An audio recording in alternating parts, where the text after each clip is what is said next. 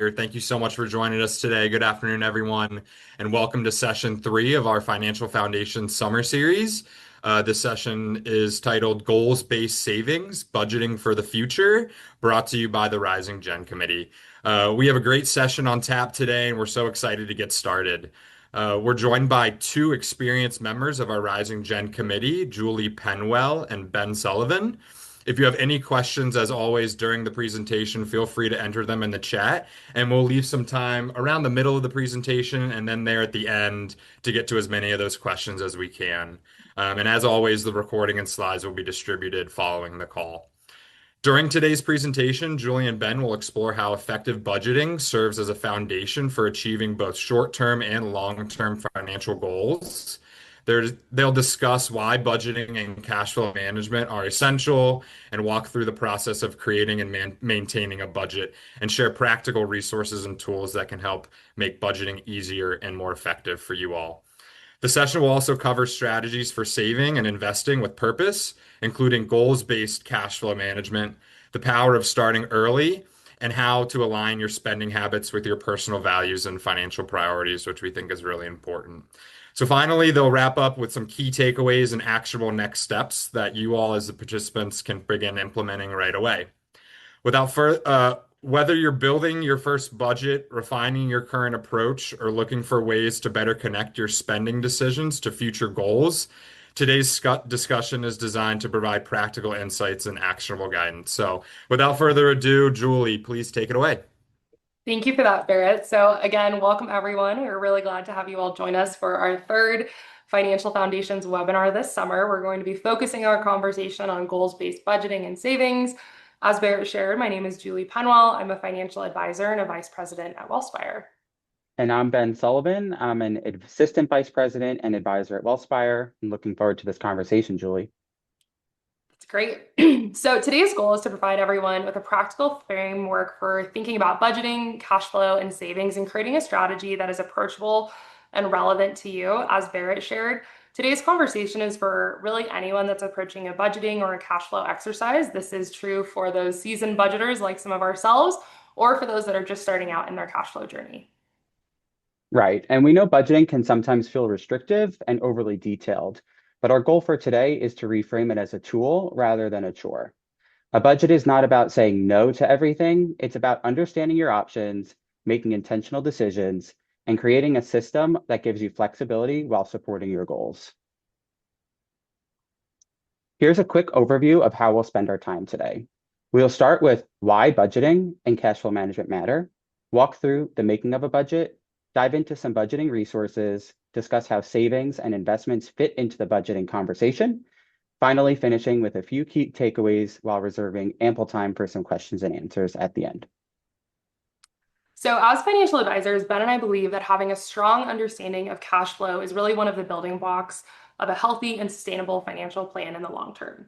That said, it's really important to distinguish that a good budget doesn't necessarily mean that you're tracking every single dollar and cent, but it's more focused on having the awareness of where your dollars are going, how you're spending them to then help you make more informed financial decisions. So that said, what is a budget? So we're defining a budget today as a system for tracking income and expenses to help make more informed financial decisions and understand your progress towards both near and long-term goals. That said, I think it's important for us just to pause for a moment on this goals component, because I think this is really what takes a budget from this restrictive exercise where you're trying to decide where dollars are going to be more of an empowering and connected exercise where you're starting to think about your cash flow helping to fund the things you care about. So for some people, that might be building an emergency fund or saving for retirement. For others, it may look like saving for your first or second home, or it might just be about creating flexibility for yourself in the decisions you make. Right. And an important question to start at this point is why budget at all in the first place? Budgeting can be a powerful tool on the path to financial freedom and independence. By understanding your cash flow and where your dollars end up at the end of the day, you give yourself control to make proactive decisions instead of reactive ones. Budgeting gives you visibility, and that visibility gives you options. On this page, we have three celebrities who, during their respective heydays, earned great income. However, due to their struggles with money management, All three ended up filing for bankruptcy and ultimately led to major shifts in lifestyles. These examples show what can happen when someone focuses solely on their income, spends beyond their means, and has poor debt management. Instead, best practices focus on net worth, spending below your means, and monitoring cash flow and budgeting. Income alone does not create financial security. What matters is how your income is managed, how much you save, and whether your spending decisions ultimately support your broader goals. So now that we've answered the why behind budgeting, it seems like a good point to pivot to how to build a budget. Great. Thank you for that, Ben. So let's start digging into how do you actually build that budget? And before we start digging into the mechanics and how do you do this, I think it's important to just again acknowledge that there isn't a one size fits all approach to budgeting and cash flow management. Ultimately, Ben and I are going to share a few different methodologies and strategies to help you create a budget and a spending plan that works well for you.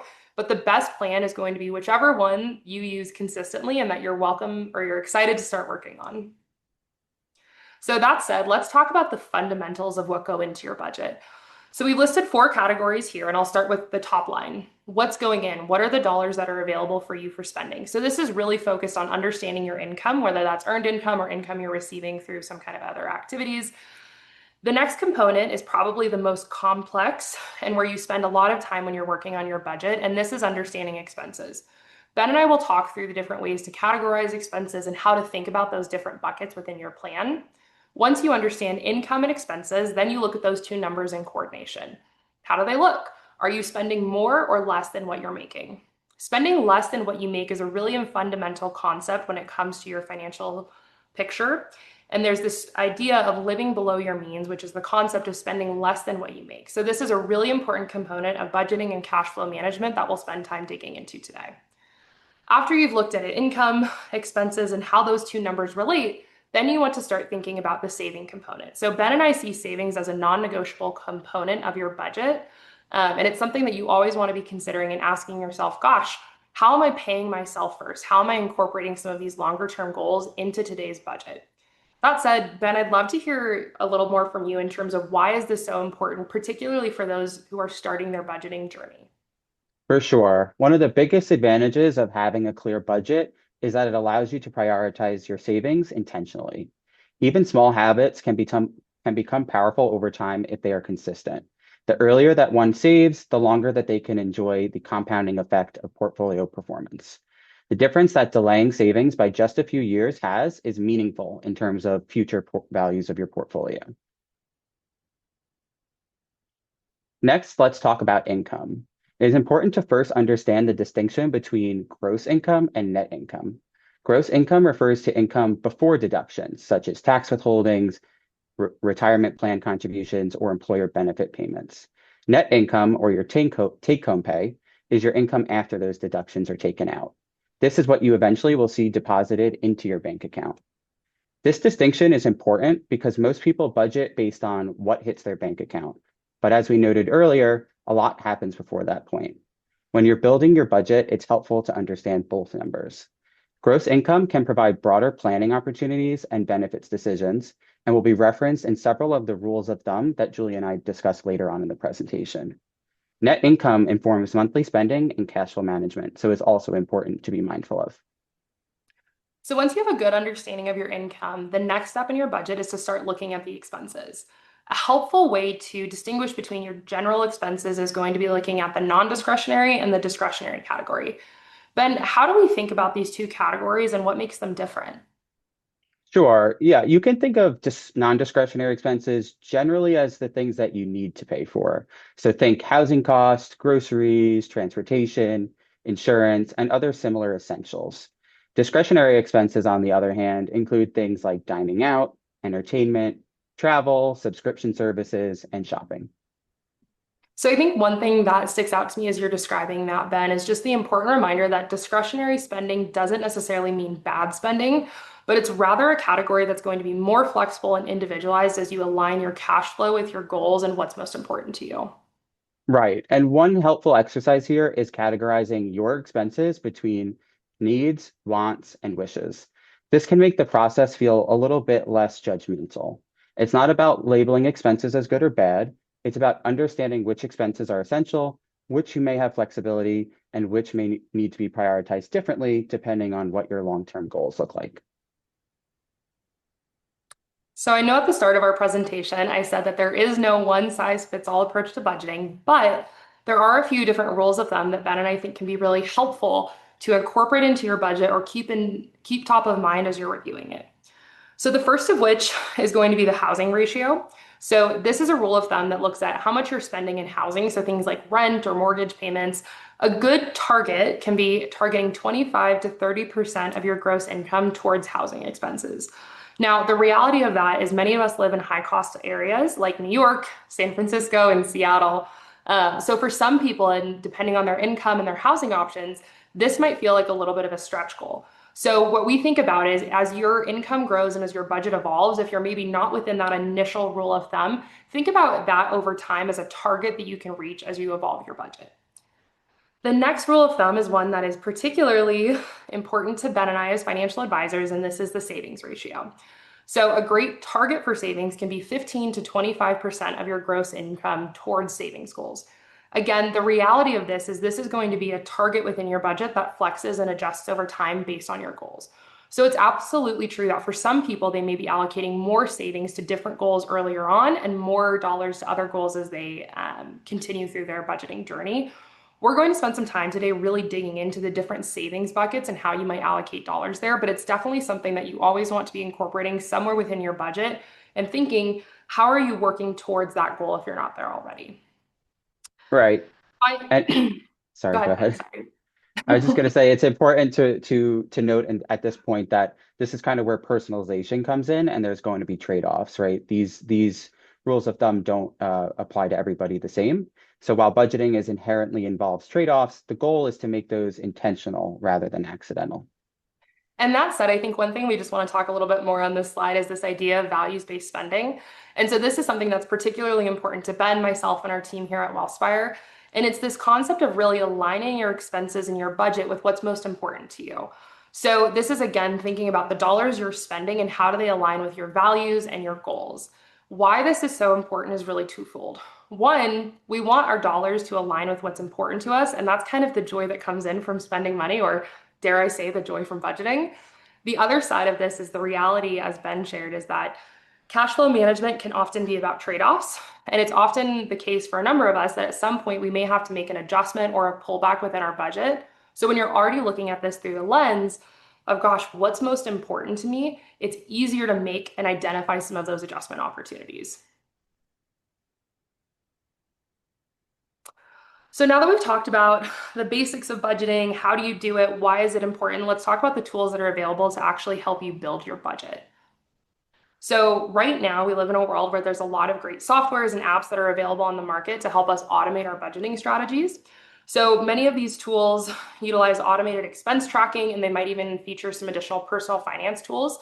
So this might be something like a net worth tracking or monitoring your credit score. So a few options that we've listed here, and this is not all inclusive, and there's always new players in this space, might be Rocket Money or Monarch. I recently just made the switch to Monarch, so I'll report back next year on how I'm liking it.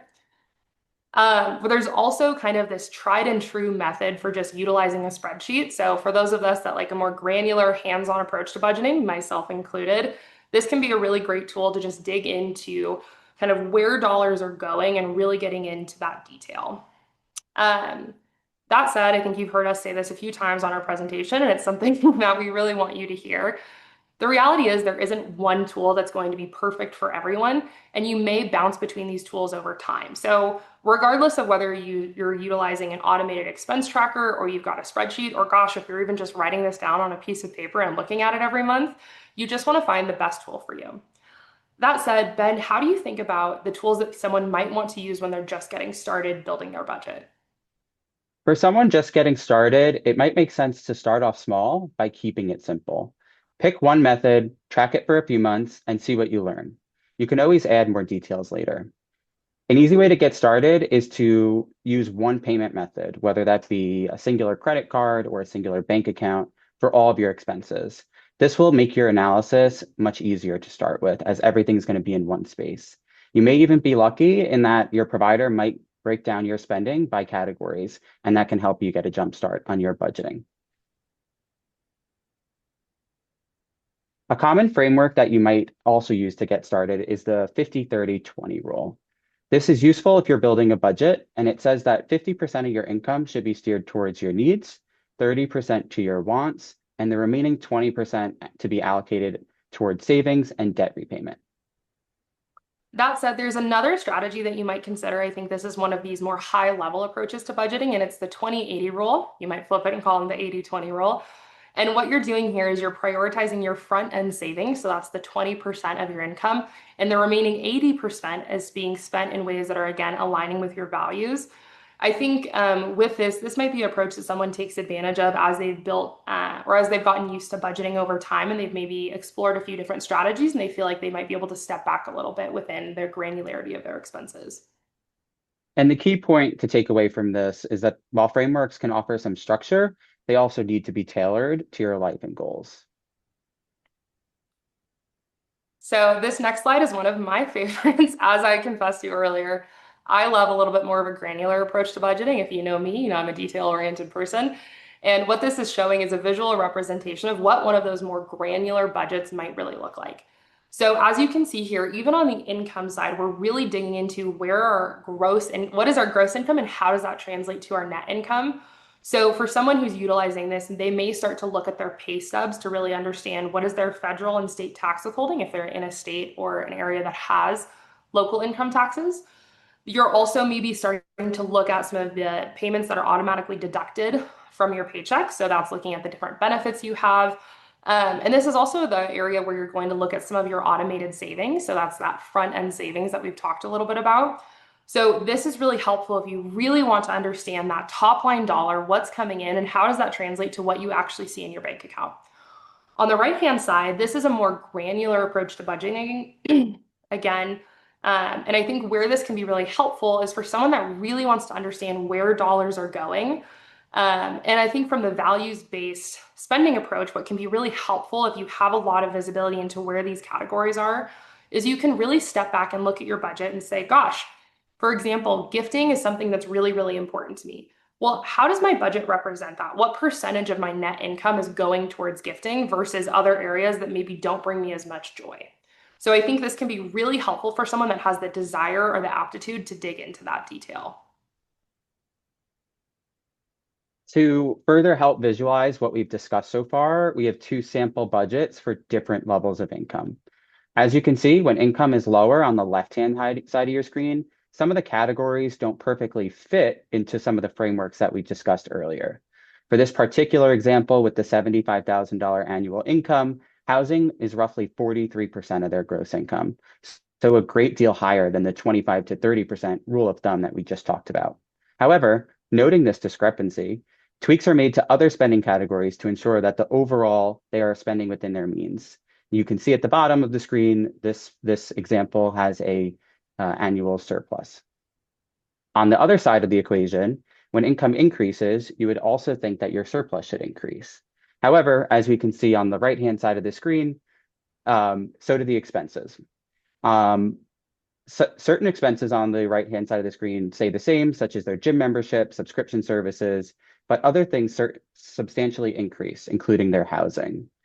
While both the savings figures and housing expenses come closer to the rule of thumbs that we went through earlier, we see that the combination of other expenses come to create a shortfall at the end of the day. These examples are helpful because they show how spending tends to evolve as income grows. Some increases are natural and reasonable, but without awareness, higher income can disappear quickly and even lead to a shortfall like we have here. This reminds us that increases in income do not automatically solve the budgeting equation. Without intentionality, a higher income can disappear quickly. This is a great reminder that a budget is not meant to be static. As income changes, so should your savings goals, spending categories, and priorities. While it is not Julie and I's job to tell you exactly how to spend your money, it is our job to make you aware of any issues that might be present and prevent you with tools and frameworks that can help rectify them. So this brings us to a really important topic, which we've already touched on a little bit, and it's the idea of lifestyle creep. So lifestyle creep is the tendency, or for many of us, the reality that as our income grows, our expenses are going to evolve and change. And it's not to say that our increase in spending is always a bad thing, But it reminds us the importance of coming back to some of these fundamentals of a budget, particularly looking to say, gosh, as my income is growing, am I still spending within my means? Am I still prioritizing my savings goals and the other elements that are really important as part of my budget? That's right, Julie. Let's think about some ways we can try to mitigate that lifestyle creep, starting with housing costs. Depending on where you live, this may be harder to control, but it's important to be mindful about how much you're spending on housing. When you have a large raise or a bonus, you may be tempted to level up your housing to a newer place or something with more amenities, but it's important to view these increases in the context of your overall budget so as not to misalign your long-term goals. Another way that you can mitigate lifestyle creep is to opt for percentage-based contributions to retirement plans rather than dollar figures. This will ensure that you automatically are increasing how much you're saving each year and that you don't have that your increase in salary is aligned with your future savings goals. Another component that can make the lifestyle creep challenge a little bit hard for us to navigate is the fact that as our income grows in certain industries, you might start to be paid in different ways. So, as an example, in some industries, you might start to receive a large annual bonus or payments that come out throughout the year. Some people might even receive bonuses in the form of a stock payout or stock compensation. So, a way to get ahead of that increase in income is actually to step back and before it gets paid out, to start thinking about how do you want to allocate those dollars and coming up with the plan for where do you want to save and where do you want to spend before that actually lands in your bank account. And as we mentioned earlier, a budget is meant to be flexible rather than static. This applies to increases in income as well, when it's especially important to review and update your budget to ensure you're not leaving dollars on the table that could be otherwise steered in a more productive manner. Finally, with a change in income comes adjustments to your cash flow. By monitoring changes and noticing how and when cash balances differ, you can identify opportunities to adjust your spending and savings patterns. I think now is a great time. I know we've seen a couple of questions pop in, so I know Barrett, if you want to help us start navigating some of the Q&A. Perfect. All right. This is a great time to do it. We'll stop here and then we'll continue after a couple of these first questions. So, one from Michelle came in. Does the savings target, I think she's referencing slide 14 if you want to jump Yeah. there, Ben.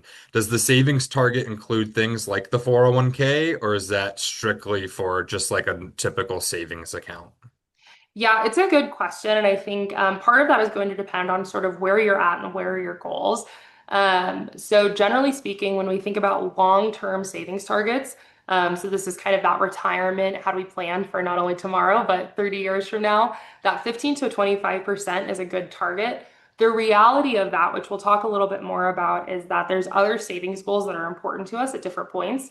So if we think about that 15 to 25% target for your savings, retirement might be a component of that, sometimes larger, sometimes less, but other areas of savings like an emergency fund or an upcoming purchase might also fit within that. Ben, anything you would add on the savings side? Yeah, I think you covered it great. It's important to frame kind of what your where you are in your savings journey and also what's most important to you. So like you said, if you are someone who's starting out fresh and doesn't have an emergency fund, that's probably the first stop before even thinking about retirement. But then, as those different things get covered, it makes sense to steer dollars into longer term focus. And that's something that we're going to cover in a few slides. And I think before we jump to the next question, just an additional comment on that. We're sharing 15 to 25% as a good goal. The reality of cash flow and the changes in income could be that in some years, gosh, you can really go above and beyond that target, particularly if you're getting a large bonus. So it's not to say that you shouldn't allocate more to savings, but I think from our standpoint, it's just important to really be thoughtful of as you're planning for that savings, keeping it in mind no matter where you are in your budget and no matter where you are on the income side. Perfect. And we got an add-on question to this one as well. Does the savings percentage include employer 401k match? Yeah, I think that's a great question. And for the retirement side, I would say definitely. Again, I think this is an area where at certain points in your life, you may, particularly for someone who's just starting out in their career, like I think about myself when I started on our team, and I was at a place where, gosh, I couldn't quite hit that, 15%, but that 15% savings target. But I knew that if I put 3% into my 401k, my employer was going to match that dollar for dollar. So now I'm hitting that 6% of my savings target by just putting in 3% of my dollars. So I think from a retirement perspective, it's a good place to account for that. Ben, anything you'd add on that one? Yeah, I think it's important to think about when once you're starting to save above a emergency fund, it's great to take advantage of the 401k match, especially that most employers do offer it as it's kind of like an instant return. You can think about it on your dollars that it's almost like free money. So we definitely do prioritize at least contributing to a 401k or insert retirement plan to take advantage of the employer match. And I think the other component of that is we're talking about that within 401ks. We won't really be able to dig into all of the different kinds of accounts that are out there, but another example where your employer may be looking to help fund savings would be within an HSA, so a health savings account. So I think this is why it's particularly important, again, going back to these concepts around understanding income, is to think about your income not only in terms of the dollars you receive, but your entire benefits package through your employer if you're employed somewhere where they offer benefits. So if you're thinking of, if you're comparing job offers and one employer, let's say all the salaries are the same and one employer is offering a 3% 401k match and dollar for dollar into your HSA up to a certain amount and the other doesn't, gosh, those are additional dollars that you want to account for in terms of what are the total dollars available for you for all of your goals. Think that's a really great point that both of you just made. So great. Thank you. Have a couple more that came in. One from Shauna, and I'll try and get to this. So, what are the best tips on staying within your budget that is actually sustainable? She mentions that she can make a budget pretty easily, but loses track along the way. And she ends up going over on what she had previously budgeted for. So, what are some tips there? Yeah, I think the key is to pick a budgeting tool or method that aligns most with you. So if it's too detailed, you might not want to stay on top of it because it's more work. Or on the other side, if it's not detailed enough, you might be able to, have some slippage there. So finding a strategy that works for you and also leveraging the technology that's available. So I know Julie talked about Rocket Money, Monarch. There's also, good old ChatGPT or insert AI tool that can definitely help you with this. And you can have with some of those tools, your bank accounts, credit cards, insert payment type to tie into those different resources to help you keep track of it once you set it up. I think it's also important to be both realistic and kind to yourself in the budgeting process. And anytime you're making any financial decisions, but I think particularly when you're looking at cash flow, I think, it's very rare, I think, for us as financial advisors and our clients to ever come across someone who has always stayed perfectly within their budget and has never had the unexpected expense that throws them off for the month or realizes that they spent a little bit more than they planned to. That's just part of what it means to spend money and evolve in that way. So I think it's also important when you're building your budget to be realistic with yourself and think about some of the areas that might come up. So it's planning for the unexpected, which as financial advisors, that's part of the role we play for our clients is to help have conversations thinking about, gosh, here's everything we know, but here's everything we don't know. And I think when you're building your budget, including categories around unexpected expenses or thinking about the irregular areas of spending that come up, those are some strategies that can help you be proactive on that. And then on the reactive side, thinking about if you go over your budget, once or twice you're starting to see a reoccurring pattern within that, maybe taking a step back and looking at your budget and saying, does this still make sense for where I am? And what adjustments do I need to make? Where that really comes back to that values-based spending approach. So if you need to make an adjustment within your budget, think about what's most important to you, what brings you joy, and how do you get the dollars that you have available to you to align within that.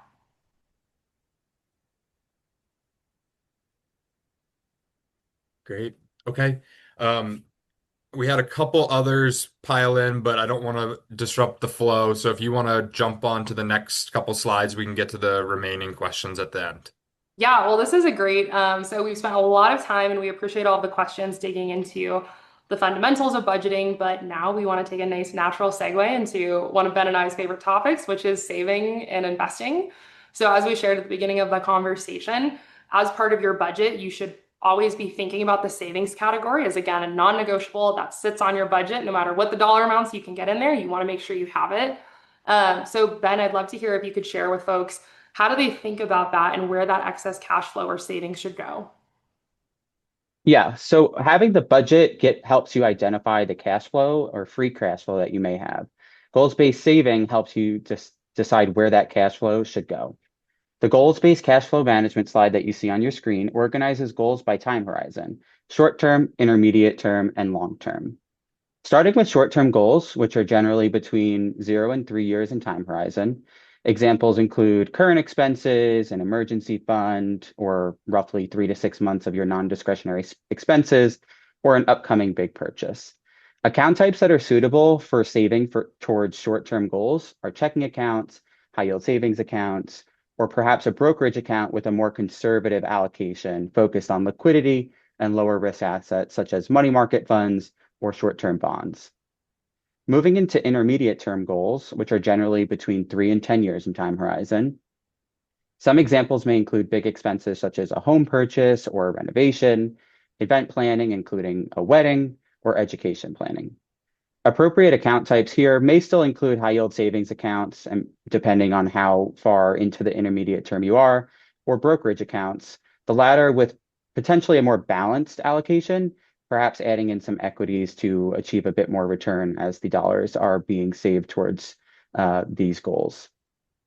Finally, long-term goals, which are greater than 10 years in time horizon, including retirement and education planning. Relevant account types here might include individual or employer retirement plans, such as 401ks, brokerage accounts, and 529 plans for college savings. All these should have a bit more of a growth-oriented allocation, leaning heavily on equities to take advantage of the longer-term return potential that those asset classes provide. The big takeaway here is that time horizon matters. Dollars needed sooner should be generally treated differently than dollars intended for long-term growth. This kind of ties back to the question we had earlier about savings into a 401k. So starting with short-term goals, you might want to fill up your emergency fund or your rainy day fund before you steer dollars into your intermediate and long-term buckets. And I think, as we talk about savings, it's important to acknowledge that psychologically, when we hear the word budgeting and savings, there can be maybe some anxiety and fears we have of, gosh, it's kind of hard to imagine allocating more dollars to savings when there's just some expensive things in our life. But I think from our perspective, savings can actually be an incredibly empowering part of your cash flow management process. Because again, this really takes you from how do I afford this important thing today to starting to think about how do you get your dollars really working for you over your lifetime. So starting to take a longer term approach. And when you build your first budget, you don't necessarily need to map out every single goal that you're going to have over the next 20 years, but you can start to think about what is important to you and where do you want to allocate those dollars.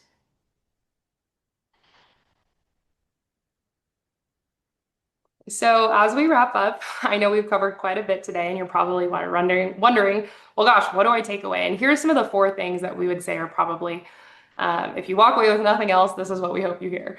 So the number one component is that budgeting, as you've heard us say, is personal and it's for everyone. So we've talked through a number of different budgeting, cash flow management strategies, and all of the tools to help us accomplish this.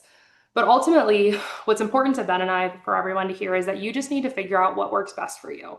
So it can be helpful to have a conversation with your best friend about what you're doing with the budgeting, but you also have to remind yourself that what works for someone else might not make sense for you, and vice versa. The second component is one that we hope you heard loud and clear, and it's this really important fundamental concept of living within your means. So spending less than you make. And again, as I shared earlier, sometimes we're going to slip up on our budget. And so being kind to yourself for the month that maybe this doesn't happen and just focusing on, okay, how do I do a little bit better reaching that goal next month or the month after? The next component, which I think you've heard us talk quite a bit about, is the importance of building those saving habits early on. It's a lot easier to set these habits in place than to have built a cash flow system that doesn't account for them later on. Those changes might need to feel a little more drastic. So always focusing on what are your savings goals and what are the strategies that actually help you reach those goals. And I think to kind of close out on budgeting, like most things in finance and candidly in life, this is about trade-offs. So it's thinking about what's important to you today, what's important to you to tomorrow, and how do you balance those things across your cash flow system. So as we think about what are your next steps when you all sign off from this call in a few minutes here, the first would be to define your budgeting goals.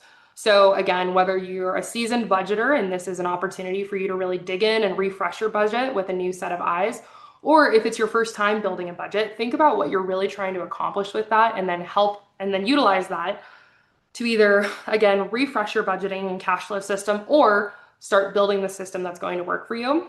As we've talked about savings, I think a great tip that probably many of us on this call are already implementing is automating your savings plan. So if you can get your dollars working for you without having to think about that, that's a great tool to do this. So again, as we've talked about 401k contributions, that's a great way to automate that saving system. But you also might want to consider tools like direct deposit or automatic transfers into different savings buckets. So again, you don't even have to think about that component. It's just being done for you through the systems you set up. And the final next step, as you all can imagine, is to set it and not forget it, but you want to keep reviewing it over time. So you want to think about what is the cadence that makes sense for you for reviewing your budget.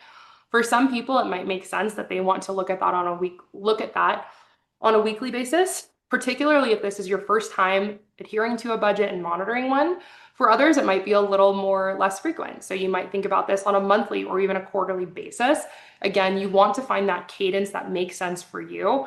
And then as your life evolves, there's going to be natural points where it's a great time to step back and look at this again. So that could be income increases, changes in your work or your personal life. So maybe you move to a new city.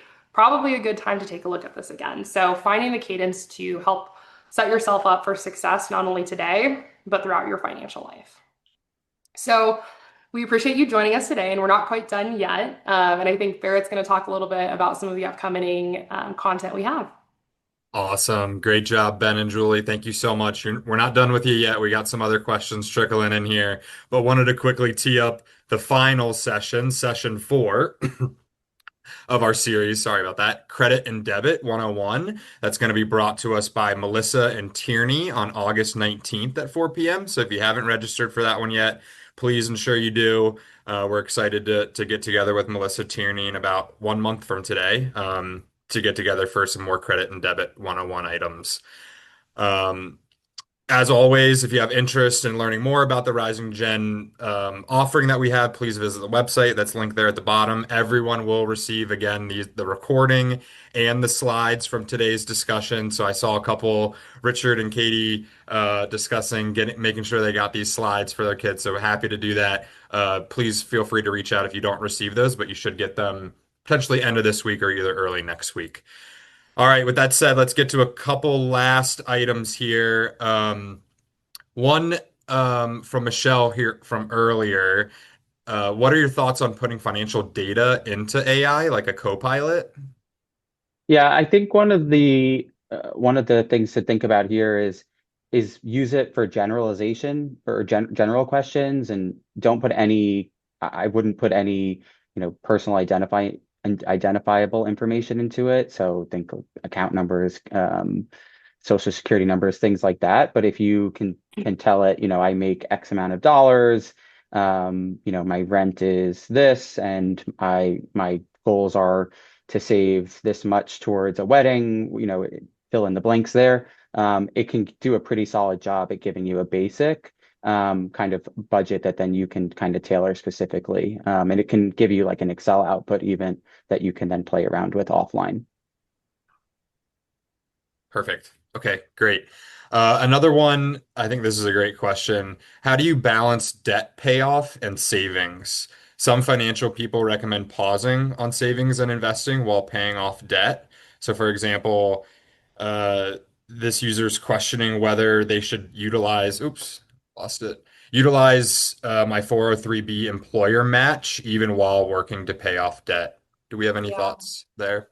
I think it's a really good question. And I think that probably also starts to come into a bit of the gray area and those trade-offs that we've talked about. So again, I'm sure it would be really helpful if we said, gosh, well, this is what you should always do. But the reality is it's going to be much more personalized and thinking about what really makes sense within someone's situation. One of my colleagues actually said this to me very early on in life, that life is not black and white, it's salt and pepper. And so this is an area where there's a little salt and a little pepper. So it could be the case that you want to start looking at what are the interest rates on the debt. So how much is that debt costing you? And also starting to think about, we don't have time to dig into this today, but the ideas of good debt versus bad debt. So consumer debt or rotating debt, like a credit card or a personal loan, sometimes those might sit into a category that could be considered areas that you want to pay down a little faster versus something like a student loan or mortgage or some kind of loan that you have for an investment that was really important to you. So I think it's looking at those and balancing that, and then also looking within your budget and saying, okay, so here are my needs in life. What are the excess dollars I have to direct towards debt pay down versus savings, and starting to look at some of the specific details of both the debt obligations as well as the saving opportunities to then make a more informed decision on where does that dollar go after you first identify what are the dollars that are even available for those goals. Yeah, I think you hit the nail on the head there, and just to kind of hammer home the point on the interest rate is one way to look at it is if your interest rate is 5%, can you reasonably expect to out earn that in what you're investing in? And another way to kind of frame it is by paying down the debt, it's almost a instant 5% return that you're getting on those dollars. So it really does come down to tailoring it to the specific situation at hand.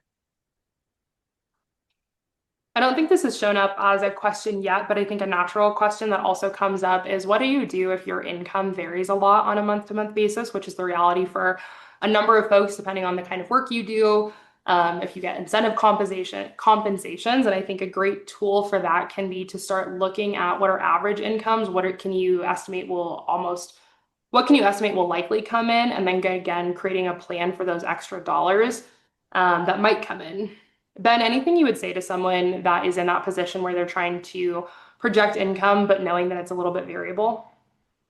Yeah, I think it's tough because, like you said, the variability hurt, can be harmful in trying to project using the figures that we use today. But having some sort of baseline to guide yourself by and look kind of backwards as well. So if you thought that you were going to make X and you made X plus, then you can try to steer some of that plus towards future savings or something to account for maybe lower income portions of your year. Perfect. Okay. I had a couple other questions off the top of my head. Want to be conscious of everyone's time today. We might be able to give everyone a couple minutes back at the end, but had a couple more.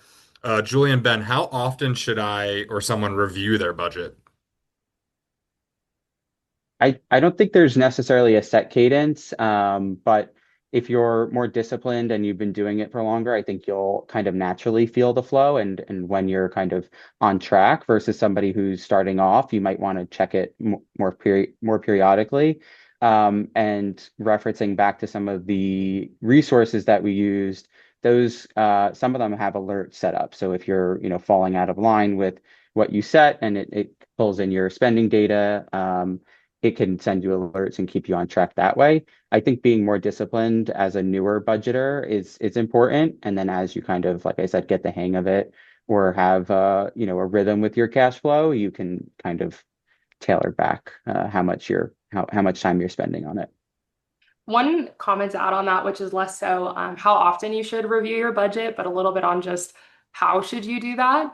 I know something that, again, we've talked a little bit about when we think about budgeting, we have all kinds of thoughts and feelings that come up around that. And I think what can be really great is to try and make this a fun activity, particularly if you're a little nervous to dig into this, or maybe this is your first time. So something that we talk a lot about are the concepts of money dates.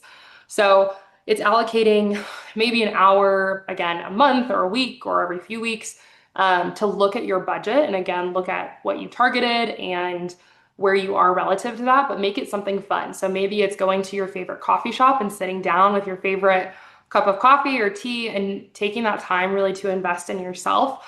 I know for me, something I used to do is one of my best friends, her and I talk all about money because her best friend is a financial advisor. And what we used to do is we would go out to dinner every couple of weeks and we would sit down and over our, our appetizer, we'd say, okay, how did we do on the goals that we had? And I think it made it this really fun activity. And it also helped to break down some of the thoughts or stigmas we had around talking about money, and it made it actually something that I started to look forward to. I don't think Ben and I or Barrett or any of us have the illusion that everyone on this call is going to say, gosh, budgeting is my favorite activity. But I think there's some tips and tricks that you can make or that you can take advantage of to make these activities feel empowering, feel exciting, and feel like something that is actually you can look forward to as part of this. Love that. I think that's a great answer. I didn't have, I'd hear the joy of budgeting on my bingo card today, but I love it and love that we're all excited about it. It's awesome. Couple other quick ones. What is a reasonable emergency fund target? Yeah, it's a good question, and it's probably going to depend a little bit on the individual, their expense and income structure, as well as candidly a little bit of risk tolerance. I think a general rule of thumb that we as financial advisors like to see is a minimum of 3 to 6 months of expenses. So this is, if you think about it, gosh, I had some loss in income. Do I have enough cash on hand to cover those non-discretionary expenses for a few months until I can kind of get things back in line? That said, I think this also again comes into the individual component. So if we think about someone with a lot of variation in their income, it might feel better for them or it might be important for them to have a little bit more cash built up for the months that that income doesn't hit what they expected. And it's also a little bit different when you're earlier in your career versus as you're moving into retirement, or if you have more people relying on your income. So for a single individual, what their emergency fund looks like might be a little different than someone who's maybe married and has kids and different obligations. Yeah, and going off the married situation, if both spouses are working, it might mean that you have another income to fall back on, or if there are other income sources that you have outside of your main job, then you might not need as large of an income or excuse me, an emergency fund. Also building into that, any kind of going back to the short-term liquidity needs, we would add that to kind of your emergency fund. If you expect to, make a large purchase within the next 12 months, call it, we would include that in kind of your emergency fund. Awesome. So not quite a one size fits all, but everyone can use it. That's great. Couple more. How do I budget if my income varies month to month? I think that's an interesting one. Yeah, and I think we talked a little bit about this, and I think it's, one is you can think about if your income is completely variable on a month-to-month basis and you have, it's really changing, maybe looking at an average or understanding what component of your income do you think it's highly likely that you'll have come in. And then also just being really clear with yourself on what are the needs and what are the wants and how can you fluctuate on those, particularly in the months where maybe income is lower than expected. And again, coming back to the emergency fund question, if you're in a month where income is much higher than expected, can you take some of that excess income that you've maybe been planning for and move it into an emergency fund or help that or use that to help fund some of your longer term goals? Great. Okay. All right. Last one, maybe, unless we get any others right before the buzzer here. How should we think about discretionary spending without feeling guilty? Yeah, and that's one of the things that Julie and I talked about a bit earlier is like discretionary does not equal bad. And I think one of the ways that you can get around that is by categorizing your expenses and making sure maybe if you're using the 50/30/20 rule or the 20/80 rule that you're prioritizing some of the savings goals or you might call it pay yourself first in terms of like making sure you cover contributions to retirement plans, to building up your emergency fund, so that the cash that's left over really is yours to spend, and that you can kind of do so knowing that you already covered your savings goals and that you have this cash that's left over. I think another like logistical tip and how do you plan for some of that, especially let's say some of the discretionary spending are things that don't come up very often. Like for example, I go on a annual trip to see family and I know that I have to plan for that throughout the year within my cash flow. So I've set up an automatic savings. Every paycheck, I dedicate some amount of dollars to help fund that goal. So I know when it does come up, I've already allocated dollars for it. So again, similarly what Ben was describing, I think where you can prioritize savings and set up the systems in place so you don't have to necessarily worry when that actual expense comes up, particularly if it's something that is important to you, and that adds a lot of value to your life. Great. Okay. Well, to wrap it up, Julian, Ben, thank you so much for all the great content and conversation today. I think it was really impactful. Anyone on the call, if you have additional questions, concerns, thoughts, please reach out to us. Really appreciate all the feedback there. Thank you so much, Kylie. I did get a couple other quick questions about the investing basics conversation we had last month on June 24th. So we'll be sure to get that recording and those slides sent out to everyone who had requested those. But outside of that, Ben, Julie, any final thoughts before we log out today? None for me necessarily, other than just wanting to say thank you for everyone who took some time out of their day to attend this webinar and listen to our conversation. I think our time is, valuable, but so is yours, and we really appreciate you taking a few moments to actually invest in yourself and think about what are the strategies that can help you reach some of those longer term goals. Yep. Thanks for joining and happy budgeting.